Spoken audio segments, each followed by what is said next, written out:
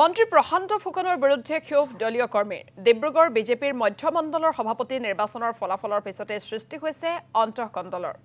17 ডিচেম্বৰতে ঘোষণা হৈছিল নিৰ্বাচনৰ ফলাফল সভাপতি হিচাপে নিৰ্বাচিত হৈছিল প্ৰণৱ তাঁতী কিন্তু এসপ্তাহ পিছত পুনৰ নিৰ্বাচনী নীতি উলংঘা কৰি জিতেন বৰাইক নামৰ এজনক আবেদন নকৰাকৈ নিৰ্বাচিত কৰে সভাপতি পদত ইয়াকে লৈ স্থানীয় বিধায়ক তথা মন্ত্ৰী প্ৰশান্ত ফুকনৰ ওপৰত ক্ষোভ উজাৰিছে প্ৰণৱ তাঁতীয়ে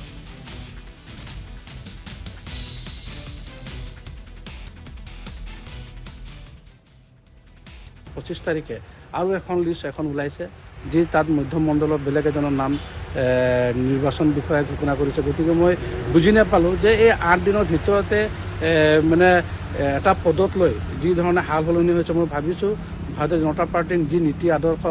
বুলি আমি ৰাইজত কৈ থাকোঁ কিন্তু আমি দেখি পালোঁ আমাৰ সংগঠনৰ ক্ষেত্ৰত নীতি আদৰ্শ আমি দেখা নাই ইয়াত সম্পূৰ্ণ মাননীয় বিধায়ক প্ৰশান্ত ফুকন ডাঙৰীয়াই তেখেতে নিজৰ বাহুবল আৰু ধনবল লৈ যি ধৰণে তেখেতে নিৰ্বাচন বিষয়াক মইতো জনামতে তেখেতে টকা পইচা দি কিনে সেইটো নামটো সলনি কৰিবলৈ তেখেতে চেষ্টা কৰিছে আৰু মোৰ প্ৰশ্ন এটাই যে এটা নাম যেতিয়া ঘোষণা কৰি দিয়াৰ পিছত সভাপতি পদৰ নাম যেতিয়া ঘোষণা কৰি দিয়াৰ পিছত কোনো কাৰণতে যাতে নামটো কাটিব নোৱাৰে কাৰণ